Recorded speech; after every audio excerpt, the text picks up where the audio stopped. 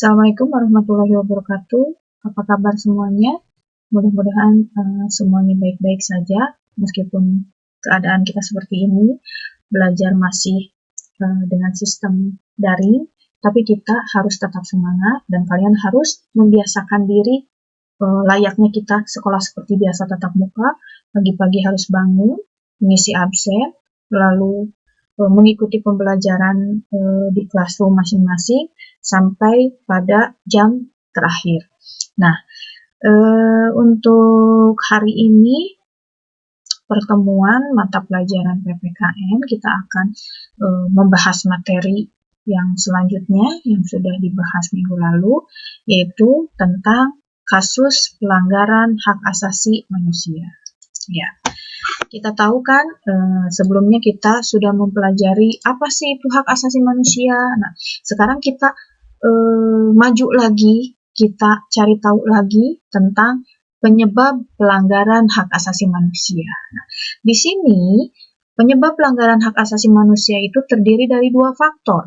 Yang pertama adalah faktor internal dan yang kedua adalah faktor eksternal. Nah, kita bahas dulu untuk yang pertama, yaitu faktor internal.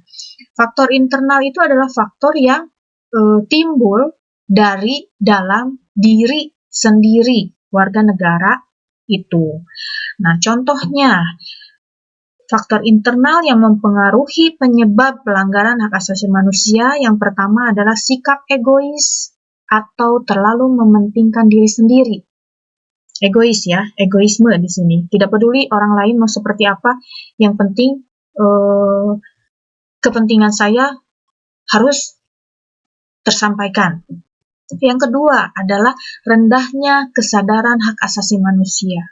Nah, di sini banyak sekali warga negara yang belum memahami sepenuhnya apa itu hak asasi manusia, sehingga mereka tidak sadar bahwa hak asasi manusia itu begitu penting. Jadi mereka tidak bisa mementingkan, tidak bisa mengerti, tidak bisa memahami bagaimana itu hak asasi manusia yang sesungguhnya. Nah, maka dari itu, dengan rendahnya kesadaran HAM itu akan menyebabkan pelanggaran hak asasi manusia itu terjadi di masyarakat. Yang ketiga adalah sikap toleransi. Nah, contohnya ada yang berbeda agama. Kalau yang berbeda agama tidak ada sikap toleran, artinya kembali lagi seperti sikap egois, kita tidak mementingkan kepentingan orang lain, hanya mementingkan kepentingan diri kita sendiri. Nah, itu adalah sikap tidak toleran. Peduli amat orang lain mau seperti apa. Begitu. Nah, sekarang kita lanjut ke faktor yang kedua, yaitu faktor eksternal. Nah, faktor eksternal ini adalah faktor yang ditimbulkan dari luar. Contohnya, yang pertama, penyalahgunaan kekuasaan oleh pemerintah misalnya, disalahgunakan kekuasaan itu. Yang kedua, ketidaktegasan aparat penegak hukum. Yang ketiga, penyalahgunaan teknologi. Dan yang keempat, kesenjangan sosial dan ekonomi yang tinggi. Ini adalah faktor eksternal, yaitu faktor yang timbul dari luar yang menyebabkan pelanggaran hak asasi manusia itu terjadi. Nah, itu tentang penyebab pelanggaran hak asasi manusia. Kita lanjutkan ke slide berikutnya, yaitu tentang kasus pelanggaran hak asasi manusia. Sebetulnya kalau kita berbicara tentang kasus pelanggaran hak asasi manusia, di Indonesia ini banyak sekali terjadi pelanggaran hak asasi manusia. Nah, ini kita simpulkan saja, kita ambil garis besarnya saja, dan Ibu contohkan di sini.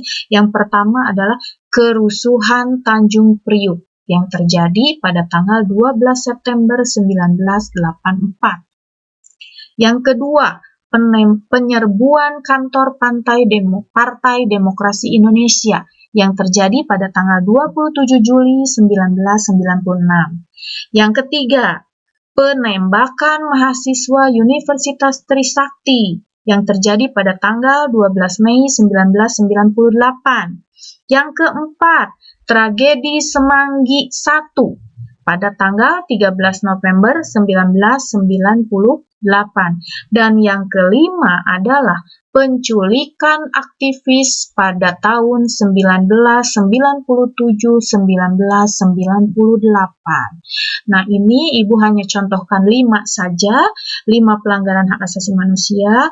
Nanti kalian bisa cari lagi dari referensi yang lain, baik dari buku paket, dari buku yang lainnya, ataupun dari internet. Kalian boleh lihat bagaimana kasus-kasus pelanggaran hak asasi manusia yang ada di Indonesia saja dulu.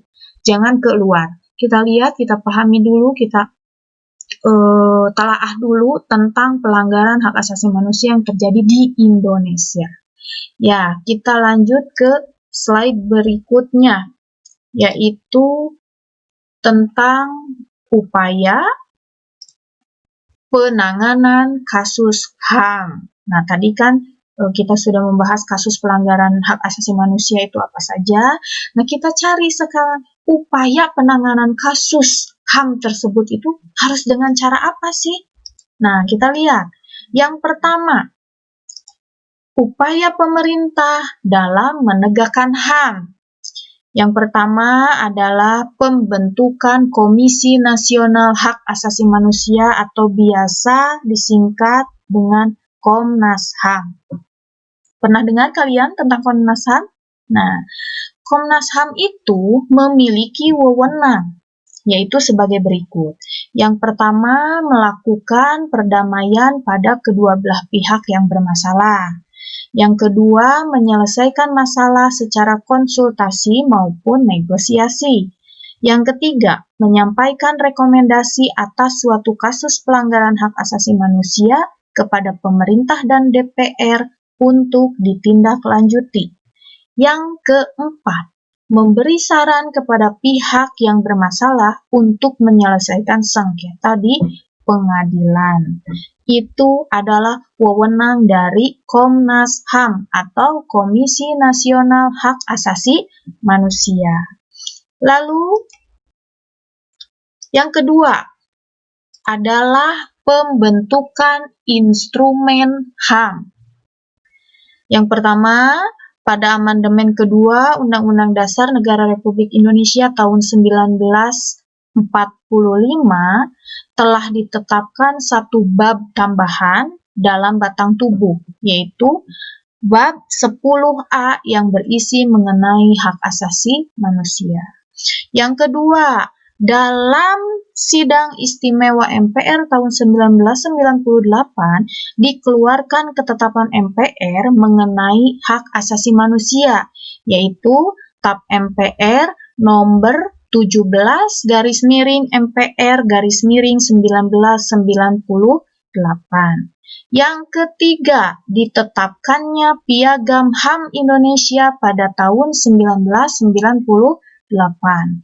Yang keempat, diundangkannya Undang-Undang Republik Indonesia nomor 39 tahun 1999 tentang hak asasi manusia. Lalu Perpu nomor 1 tahun 1999 tentang Pengadilan Hak Asasi Manusia. Dan Undang-Undang Republik Indonesia nomor 26 tahun 2000 tentang Pengadilan Hak Asasi Manusia. Yang kelima, ditetapkannya Perpu tentang Perlindungan Anak. Dan yang keenam adalah meratifikasi instrumen HAM internasional. Ya. Lalu ini yang ketiga. Tadi yang kedua ya. Sekarang yang ketiga, upayanya adalah pembentukan Pengadilan Hak Asasi Manusia. Di sini Ibu akan menjelaskan dulu, Pengadilan HAM itu dibentuk berdasarkan Undang-Undang Republik Indonesia nomor 26 tahun 2000. Pengadilan HAM ini adalah pengadilan khusus terhadap pelanggaran hak asasi manusia berat yang diharapkan dapat melindungi hak asasi manusia, baik perseorangan maupun masyarakat. Kita garis bawahi ya, Di sini adalah pengadilan HAM itu untuk menangani kasus pelanggaran hak asasi manusia berat. Nah, pengadilan HAM juga menjadi dasar bagi penegakan kepastian hukum, keadilan, dan perasaan aman, baik perseorangan maupun masyarakat.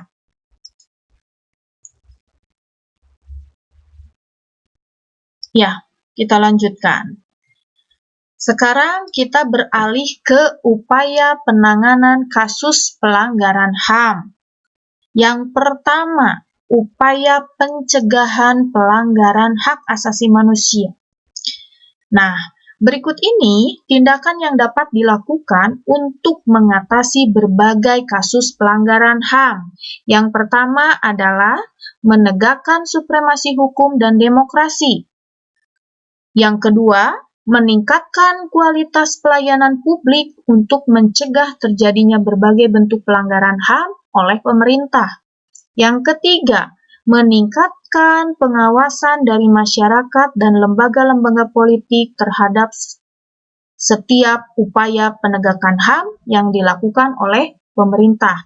Yang keempat, meningkatkan penyebarluasan prinsip-prinsip HAM kepada masyarakat melalui lembaga pendidikan formal maupun non-formal. Yang kelima, meningkatkan kerjasama yang harmonis antara kelompok atau golongan dalam masyarakat agar mampu saling memahami dan menghormati keyakinan dan pendapat masing-masing. Nah, itu upaya pencegahan pelanggaran hak asasi manusia. Dilanjutkan yang kedua adalah membangun harmonisasi hak dan kewajiban asasi manusia. Nah, kita tahu bahwa hak dan kewajiban asasi manusia itu merupakan dua hal yang tidak dapat dipisahkan satu sama lain. Seseorang tidak dapat menikmati hak yang dimilikinya sebelum mereka memenuhi apa yang menjadi kewajibannya. Jangan dulu menuntut hak kalau kewajiban belum bisa terpenuhi. Nah, dengan demikian dapat dipastikan antara hak dan kewajiban asasi dalam perwujudannya harus diharmonisasikan atau diseimbangkan oleh setiap orang. Nah, upaya untuk mengharmonisasikan hak dan kewajiban asasi manusia merupakan salah satu bentuk dukungan terhadap penegakan HAM yang dilakukan oleh pemerintah. Nah, jadi hak dan kewajiban itu harus harmonis.